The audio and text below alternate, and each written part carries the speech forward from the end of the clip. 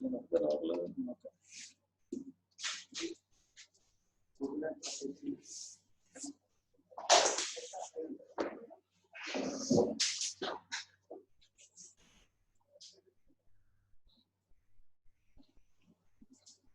morning, students. Good morning, చెప్పట్లేదు. Hello. Is my voice audible? Ramachandra Raju వినిపిస్తుందా?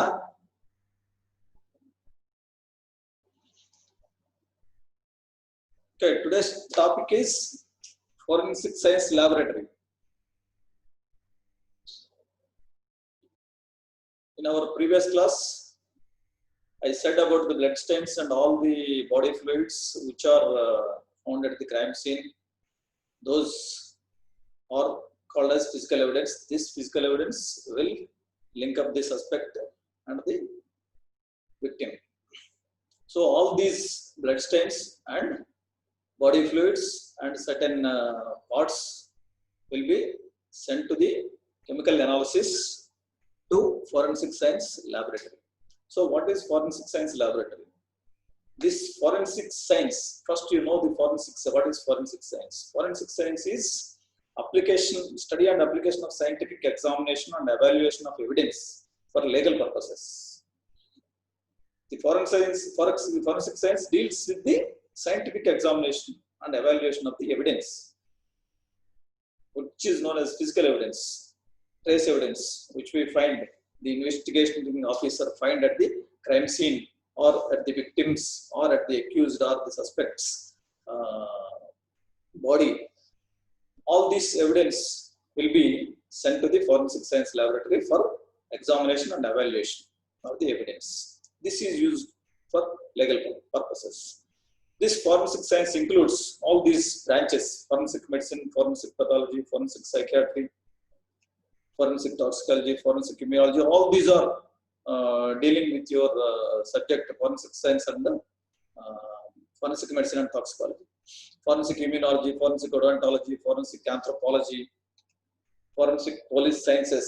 These forensic police sciences includes criminal logistics, that's which gives evidence such as blood stains, glass, soil, clothing, and firearms, comparison of the firearms, and the identification of the individuals.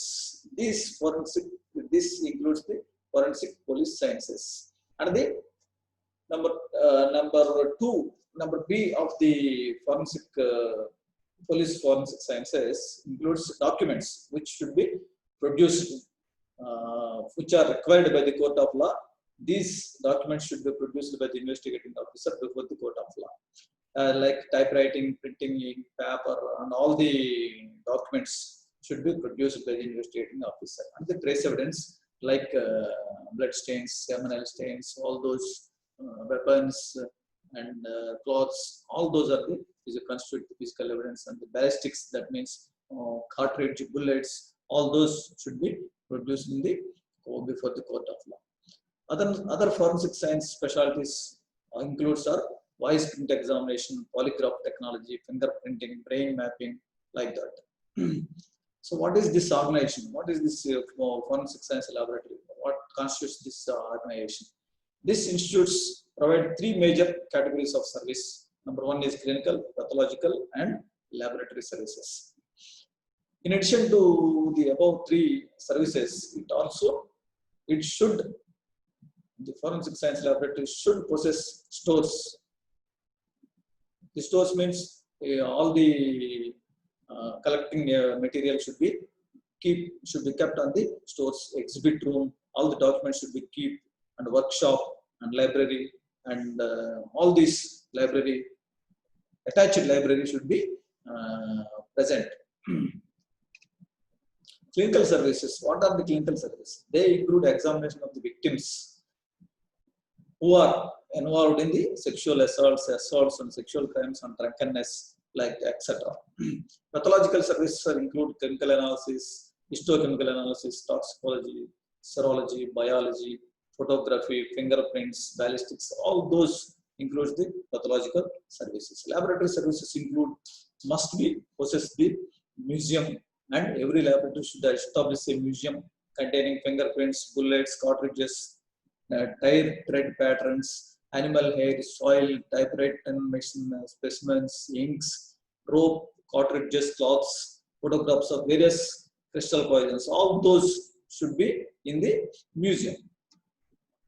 In our museum, almost all are available to see. What are the position of staff in forensic science laboratory? Director, who will be the medical director or a scientific director, will be present in the forensic science laboratory, and these provide the clinical services. Clinical services, physician and obstetrician, they will examine the victim of the crimes. And pathological services provided by pathologist, laboratory services provided by biologist, physicist, serologist, and microanalyst. Photographer, fingerprint experts, ballistic expert, and librarian, liaison, all those should be provided in laboratory services. Two types of FSLs, forensic science laboratories, are present in our India. Central forensic science laboratories, there are 7 in India. Number 1, Bhopal, Chandigarh, Guwahati, Hyderabad, Kolkata, Delhi, and Pune. All these 7 states are having central forensic science laboratories. Except New Delhi, all the 6 central forensic science laboratories are under the control of Director of Forensic Science, who will be the medical or scientific director. In New Delhi, it is under the control of the Central Bureau of Investigation. In addition, there is one institute of serology at Kolkata. It is located at Kolkata, established in 1912, and state forensic science laboratory for every state, and regional forensic science laboratories at important cities of the states. In our state, the State Forensic Science Laboratory in undivided Andhra Pradesh is situated at Hyderabad, and Regional Forensic Science Laboratory is at Vijayawada. Now divided state, the Central Forensic Science Laboratory, State Forensic Science Laboratory is at Vijayawada, and Regional Forensic Science Laboratories will be established soon in different cities. Interpol, what is Interpol? International Criminal Police Organization is situated, the headquarters are situated in Lyon, France, established in 1923. Facilities which provide the Interpol is International Police Cooperation, which includes 190 countries including India or its members. What are the functions of forensic science laboratory? To examine, compare, and evaluate the physical evidence. The functions of the forensic science laboratory is to examine, compare, and evaluate the physical evidence, and this physical evidence should link the suspect to the victim, or should link the suspect to the scene of crime scene. In most cases, the laboratory supplements the work of police investigator. The laboratory will supplement the physical evidence in order to establish reasonable certainty of either guilty person or innocent person. Protection of the innocent. So it should be the evaluation and examination of the physical evidence should be protect the innocent. That means, so for example, if a person arrested for selling narcotics, he is set free. If he is proved as he possesses the harmless drugs, then he will be released. It determines the facts which are not subject to the bias. That means the physical evidence which is examined and evaluated in the forensic science laboratory determines the facts which are not proved by the eyewitness because of the faulty, fault detection of the person by an eyewitness, or because of the partisanship of their eyewitness. Partisanship means the eyewitness will be not produce the fact. So in those conditions, the physical evidence will be the fact. Finding determines the fact. Training of the police investigators. The forensic science laboratory will give the training for the police investigating officers to time to time refreshing of their subject to constitute physical evidence. That means how to collect it, how to preserve it, and how to deliver to the laboratory this physical evidence, how to send to the laboratory without losing its properties. So what are those materials constitute the physical evidence? Knives, blunt instruments, blood and seminal stains, chemical substances, poisons, fingerprints, footprints, hair, fibers which are found on the crime scene and also on the victim's body, and also the victim's garments or suspect's garments, suspect's body. So firearms, bullets, cartridges, cases and that. Tools, tool marks, broken glass, paint chips, oil, grease, petroleum in accidental road traffic accidents.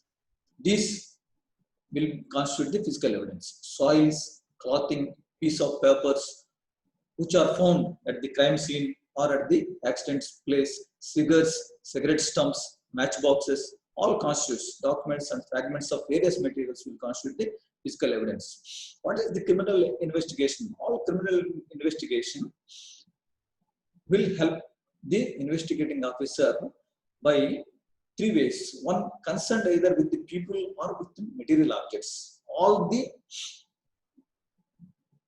crimes should be linked with people with material objects. That means the main objective of crime investigation is recognize, to collect and preserve, analyze and interpretation of the physical evidence. So what is physical evidence? The term physical evidence, or it is also known as trace evidence, includes any and all objects which are living or dead. Those are solids, liquids or gases, and the relationship between all objects, they relate to the problem in question. That means all these objects, living or dead or liquids, gases or solids, they will provide a relationship between the suspects and the victim. In an example, in a crime. Examples: a knife obtained from a suspects of murder case or burglar who will involved in burglary dopey chesi inillu dopey chesina vallu, wood splinters, tool marks, firearms, bullets, all those will the examples of the physical evidence. Signatures, teeth marks, handkerchief, teeth marks in sexual offences, footwear, all those, vegetable matter, grease, dust, all those found in road traffic accidents or train accidents, microscopic fragments of all types. So this means every crime has taken place between person and object. Without object, the human beings will do crimes with objects. With a medium of objects, he will do crimes. So he will silently left certain traces of evidence at the scene of crime. Those evidence which he left, his fingerprints or footprints or any other shoe print or any other evidences, silently he left at the crime scene. Those constitute the physical evidence. So the physical evidence, what are the uses of physical evidence? Physical evidence is useful in two ways. It is a definitive factor, decisive factor in determining whether the person is guilty or innocent. And it can do this by applying the demonstrable facts, thus resolving discrepancies in ordinary testimony. If ordinary testimony fails to determine the facts, then the physical evidence is decisive factor in determining the fact. It can be a material aid to link a suspect. It is a material aid to link a suspect to a weapon or a scene of crime or to the victim. So, like that, the physical evidence is very decisive factor. So, in this, Locard's exchange principle is very, very important. it may be given to you as short notes question. So Edmund Lockhart, 1877, during the year 1877-1966, postulated this theory. He belongs to United States. When this Lockhart's exchange principle is, when any two objects come into contact, there is always a transfer of material from each object from one another. So any two objects come in contact, there is always a transfer of material from one object to another object. The Edmund Lockhart belongs to France, not the United States. He belongs to France. But traces from the scene may be carried away on the person or tool of the criminal, and at the same time, traces from all or any of these may be left at the scene. I told you, silent evidence of the suspect. That means if a person done a crime, is silently, without knowing his consciousness, he will leave some evidences. That means his hair or his footprint, or where he touches his hand, he left his fingerprints, or his shoe print or his footprint may be left without knowing his knowledge. This is more valuable physical evidence to determine the person is guilty or innocent. So some samples should be collected as control. That means vegetation or soil from the scene, sample of blood occurred, determined, discovered at this crime scene, or hair or fingerprint or footprint. Those will be compared with the questioned material from the crime scene. This is known as control sample. What are the functions of the forensic science laboratory? The laboratory functions are three main categories. Number one major function is reconstruction. That means the laboratory, the police investigating officer should reconstruct the crime. While after investigating the crime scene or during the investigation of the crime scene, he will reconstruct the crime. That means how the crime has taken place, how the suspect done the criminal crime. Like that, he will observe all the investigate all the crime scene and the collection of the trace evidence, and he will reconstruct the crime scene. And corpus delicti, that means body of crime. We all know the corpus. What is corpus delicti? The body of crime should be narrated by the investigating officer and establish the crime. And third function of the laboratory is connective and disconnective mode. And that means if the investigating officer properly investigate and collect the physical evidence and produce in the court of law, then it may connect the suspect and the innocent, and it may prove the certainty of the suspicion. So, and also it will disconnect the innocent person. So, some of the illustrations of the usefulness of the forensic science laboratory in criminal investigation are personal identity. That means identification. You can learn, or you learned in the chapter identification, and all the illustrations will occur in different chapters. You can correlate with this. Personal identity can be identified in identification chapter of our forensic medicine and toxicology, and in that you can identify the person, the race of the person, and the sex of the person, and the age of the person by examining the skulls and the dentistry and all the eruption of the tooth and calcification of the bones and ossification centers. All those will constitute the identification of the person. How to identify the individual. And blood. So in murder, assaults and rape, blood from the victim present at the scene of crime, and person and clothing and accused weapons. So the blood may be present on the clothes of the victim or clothes of the suspect. Body of the victim or body of the suspect. I told you in the blood stains chapter, if the blood stain is present inside the garment, it should be the victim's blood. If this blood stain present outside the garment, it may be the victims or accused. Like that, you will determine the and establish the fact. Distribution and appearance of the blood stains, I told you in the blood stains chapter. And seminal fluids, seminal stains during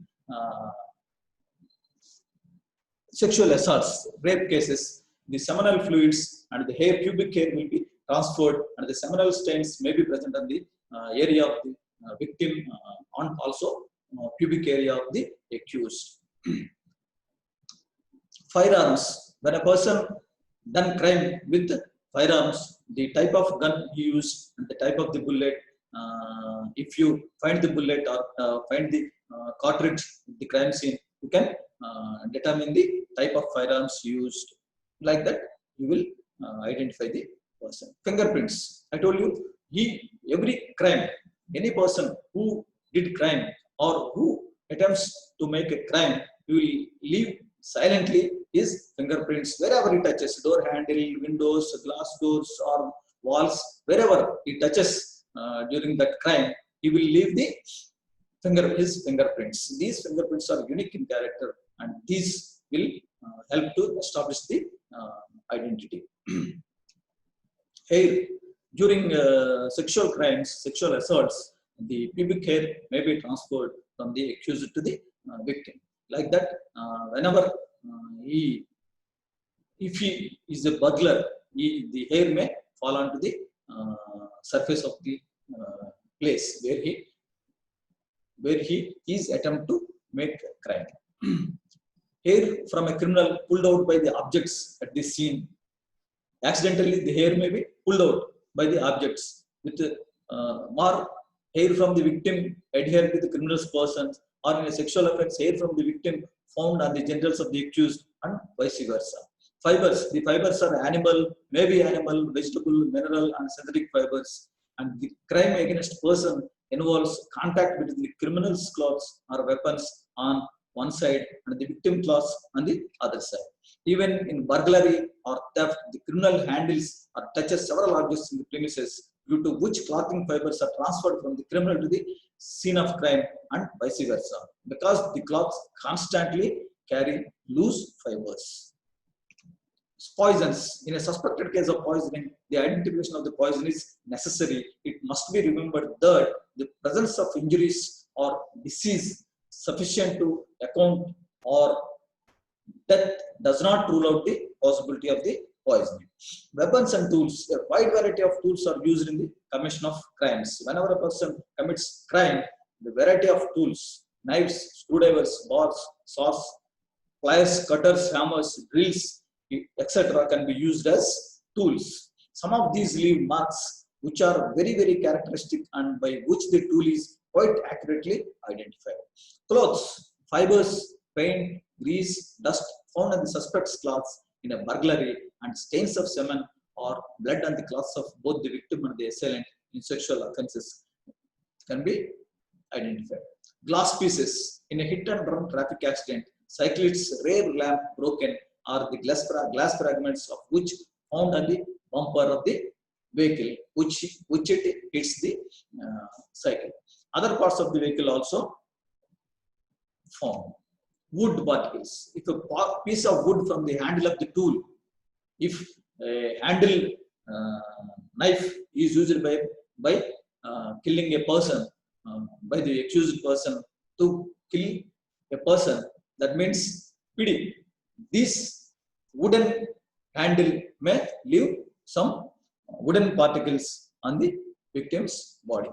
Metals, metallic, most evidence which is metallic in nature is in the form of tools and weapons. That means metallic weapons, button knives, patakatulu, ivanni upayoginchukoni chese murders may leave some metallic prints. Metallic pieces, rust stains, rust pieces may be left on the body of the victim. Tool marks. These weapons may leave the marks of their own characteristic features. Compression marks, scrap marks, and combination of compression and scrap marks. Cutting marks may be left. paints in a road traffic accident, paint from the vehicle found on the ground, on the person or on the animal, object hit by it. So traces of paint from the object seen on the vehicle. So dust and dirt. So wherever the accident has occurred, the dirt and the dust can be compared. Collection of the dust from the scene of accident should be compared to the dust and dirt found on the victim's body or victim's clothes. Vegetable material, the vegetation or the fungus or any other material found on the scene may be found on the victim's or suspect's clothing. Strings and ropes, the person who is trying to do a crime brought his tools to the with ropes and strings. These ropes may be left behind. After finishing the crime, he may be left the ropes and strings. By collecting these ropes and strings, the identification is very easy. Tire marks may be the characteristic of tire tread marks left over the body of the victim or over the road where the accident has occurred. Documents. The physical evidence like blood, hair, glass, question documents are used. Physical and chemical examination, including a study and identification of the blood. Writing materials, paper, pen, ink, pencil, typewriter, etc. Erasures and alterations, any alterations has done. All those will constitute the physical evidence. Photography. Any photography left at the scene may be useful. So among all these illustrations, most useful illustrations are brain mapping and lie detection, narcosis and narco-analysis hypnosis. So what is this brain mapping? So lie detection. Number 22nd illustration is lie detection. This lie detection is when a person is examined whether he is guilty or innocent, the investigating officer will do this lie detection tests. These lie detection tests by polygraphs. It is an instrument used to detect lies. So commonly used polygraphs are killer polygraph or Stalling receptograph. So every person is having to cover his crime. So to cover his crime or make up his crime or to hidden his crime, he will tell lies. When he is telling lies, his blood pressure, his pulse rate, his respiratory rate will be increased. So polygraph will record all these parameters continuously, and the muscular movements also it will record. The electrodermal reaction changes in response to stimuli in the form of questions. The examiner will ask questions and the electrodermal reactions changes are recorded by this polygraph. This polygraph lie detection is also known as psychophysiological detection of deception, PDD, psychophysiological detection of deception. Procedure: two types of polygraphs, analogs and computerized. Analogs polygraphs are ink tracings on the paper. That means paper and pen. These parameters, the above parameters are recorded by pen and using pen and paper. And computerized analogs or computerized polygraph will record on the computer screen. When asking questions, these pulse rate, BP, respiratory rate, and the muscular movements will be recorded on a computer screen. So the types of polygraphs are analogs and computerized, and inkless, computer is inkless, and the analog polygraph is ink tracings. So what is the computerized tracing? Number one, pre-test interview and explanation of the test. That means pre-test interview means the polygraph test starts with pre-test interview to gain some preliminary information. This information will useful as control questions, and then explanation of the test. That means the tester will explain about the test. That means he will ask some questions. You have to answer these questions, and if you tell lies, this polygraph will detect lies. That may like that the examiner, the tester will explain about the test to the perpetrator or the subject who is permitted to get lie detection.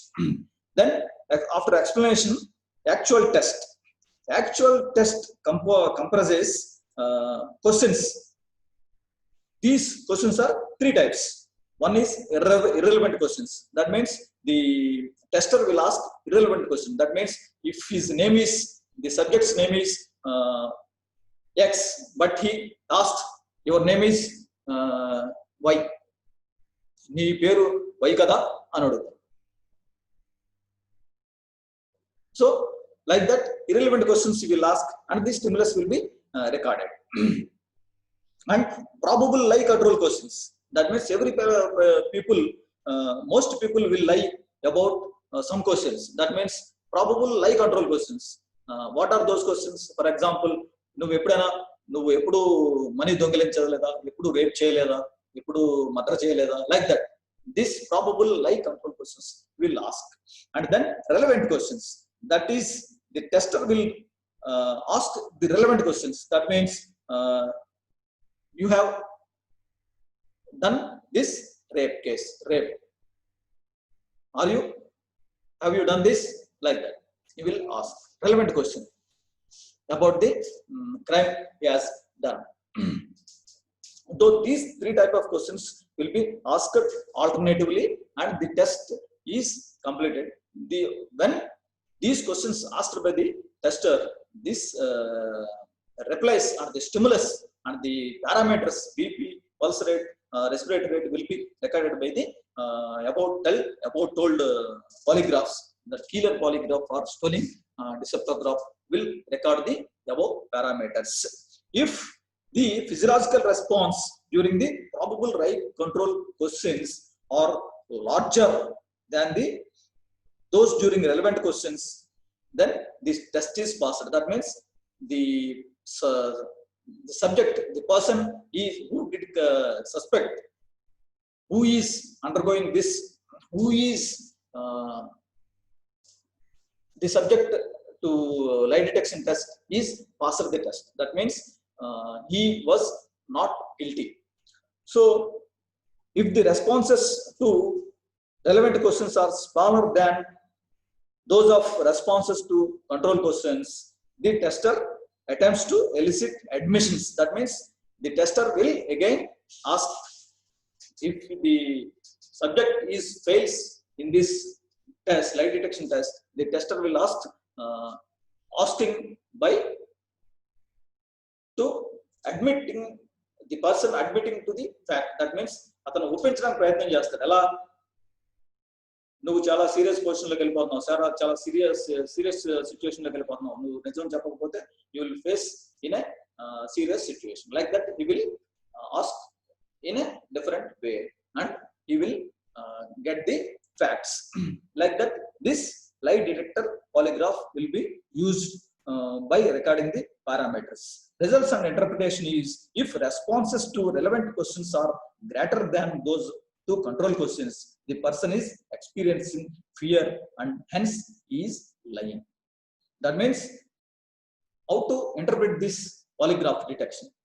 If responses to the relevant questions are greater than those of control questions, then the person is experiencing fear and hence he is lying.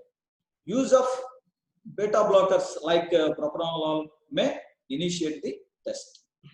So this is one type of examining the person. And then narcoanalysis, truth serum drugs, narcosis. That means this is based on the principle that at a point very close to unconsciousness, that means I will tell you in a simpler way that every person after had a crime, after he did crime, that he is to cover the crime, or he is to yes, he will try to make up the crime by inventing the lies or gathering the lies. అబద్ధాలను పోగు చేసుకుని అబద్ధాలను కనిపెడతా ఉంటాడు. In a conscious mood, very conscious mood లో అబద్ధాలను కనిపెట్టి పోగు చేసుకుని ఎలా తప్పించుకోవాలి అనే దాని మీద స్టడీ చేస్తాడు బాగా conscious mood. If this person is sent to unconscious stage by giving some narcotics, and if he goes to narcosis and semi-conscious stage, he will not invent the lies. This is the principle of narco-analysis. The method used to analysis anticholinergic drugs should be used. Anticholinergics, those are 0.5 milligrams of scopolamine hydrobromide subcutaneous, followed by 1/4 mg every 20 minutes for an average of 3 to 6 injections until the subject reaches the proper stage of narcosis, and he will be at this stage he will be allowed to ask questions. So sodium amytal, sodium pentothal, fentanyl, 2.5 to 5% solution IV at a rate not to exceed 1 ml until the proper stage is induced. 45 minutes later, 15 mg morphine sulfate should be used. All these cholinergic drugs, anticholinergic drugs like scopolamine, sodium amytal, sodium pentothal should be given until the person gets narcosis and then asked questions. At this stage, the person will tell truth. This is the concept.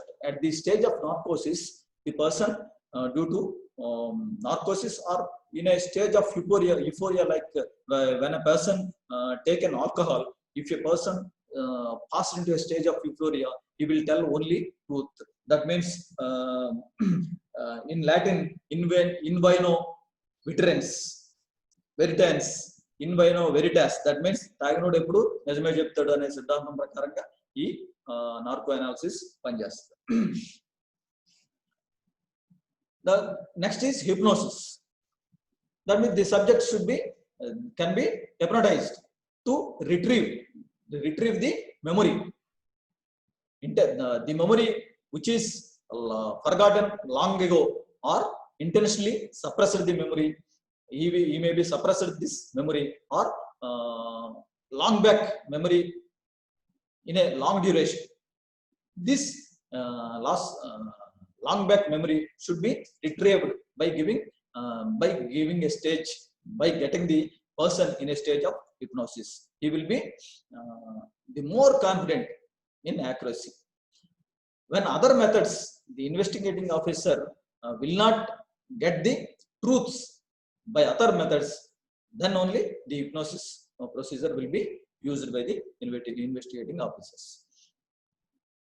And then brain mapping. This is important.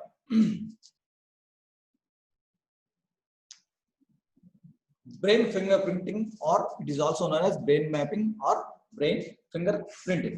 This is the technique, forensic technique used to recognize the fact.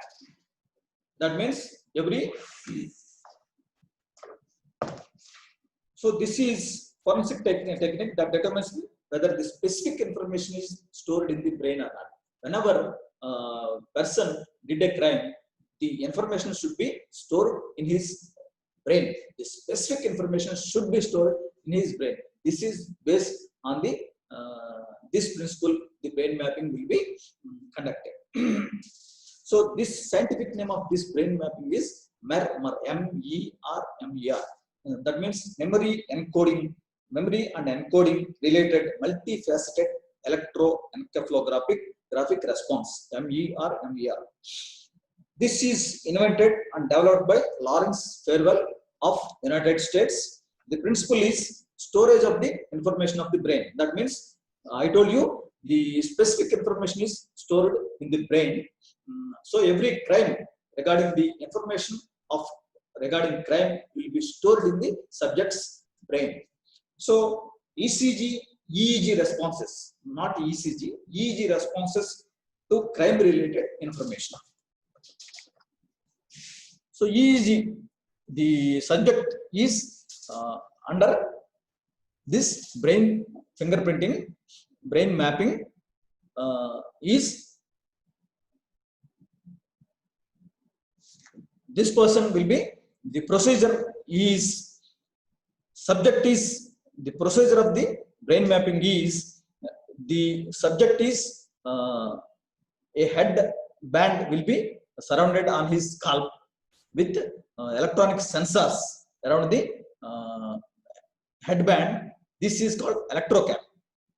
The subject's head is shaven head. That means his hair should be fully shaved, and the scalp is surrounded by headband, which is connected with electronic sensors. These sensors will capture the EEG readings from all places of the scalp. Then this subject will be shown to on a computer screen. The subject, this person will be shown, asked to see the computer screen, and the tester will show some words, phrases and scenes, crime scene or the victim face or any other weapon he used. These will be shown to the subject on the computer screen and ask questions, and while asking or while showing these pictures on the computer screen, the stimulus will be recorded by the surrounded head cam. The EEG stimulus will be recorded. 3 types of stimulus will be recorded. That means this principle is when crime related information is stored in the brain, when a scene or crime scene or the victim face shown on the computer screen and ask the subject to see the computer screen, is it the person you have murdered, like that. When immediately the person will try to lie. No, it's not the face. I am not. I did not do that crime, like that. He will try to lie knowingly. He lies. Then this lying will elicit some EEG waves, which are very, very specific. This EEG response, when image is seen by the subject, or is called event related potential. Event related potential. That means when a subject is asked to see the photograph of the victim, then he intensely tell lies, and this stimulus will recorded as a event related potential wave on the EEG recording. Then memory. This memory is an integral part of event related potential, and this memory of the person, that means when a weapon he used when to do the crime, to do the murder, the weapon is shown on the computer screen and asked, is this weapon you are used, like that. Then he will immediately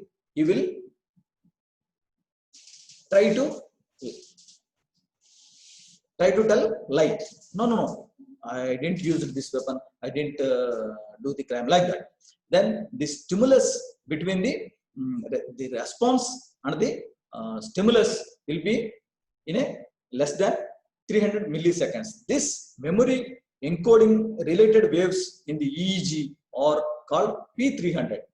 This memory related waves in the EEG are called P300 waves, because this response and the delay is the 300 milliseconds. So this P300 waves will be produced on the EEG waves. When this 3 type of stimulus will be produced on the computer screen, whenever the picture of the victim or the weapon will be shown to the subject. These stimulus are, number 1 is irrelevant wave stimulus that are irrelevant to the investigation. That means unknown person's face or unknown crime scene will be shown on the computer screen. Then it is irrelevant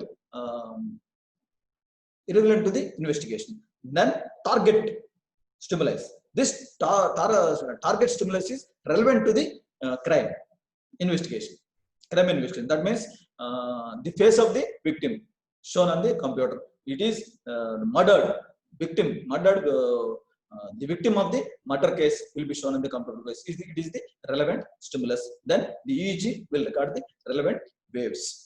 Then probing stimulus that are relevant to the investigating situation, and that the subject denies this.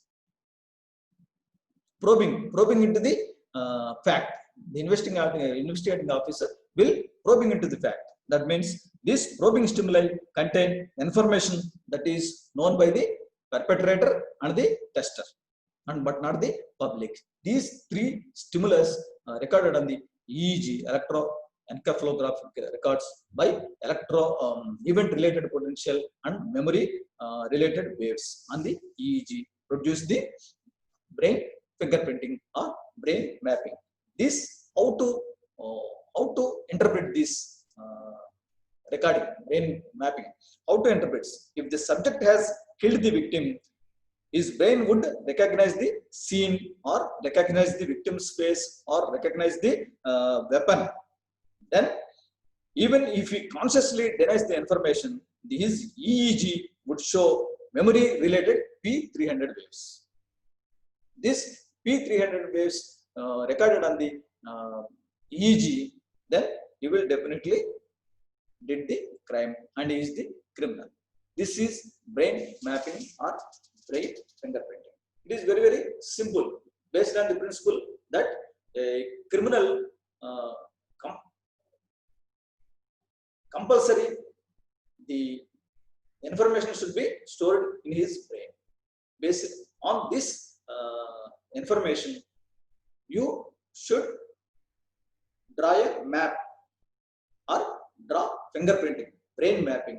By the procedure of fingerprinting is the shaved scalp is surrounded by a head cap, which is connected with electronic sensors, and these sensors will record the EEG waves while showing the irrelevant scenes, irrelevant photo of the victim, or probing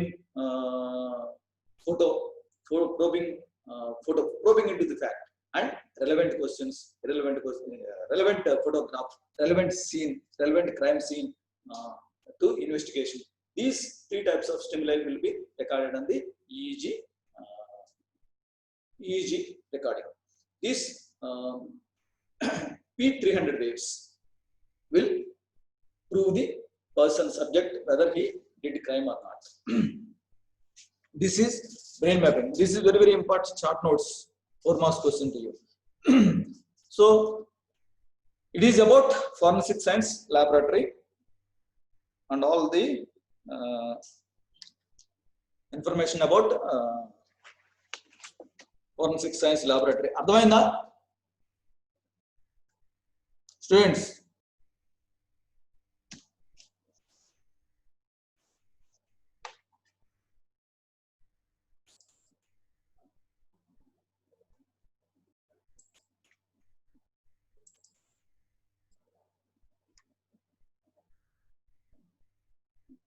బాబు అర్థమైందా? ఎవరు చెప్పట్లేదు.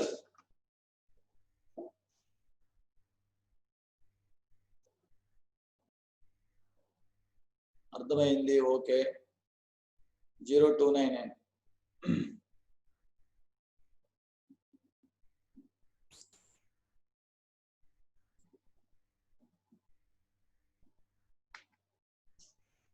Okay, next is forensic psychiatry.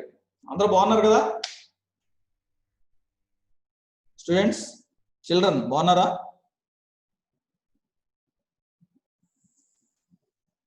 We will meet in next class on next Thursday. We will have assessment examination in chapters blood stains and artifacts.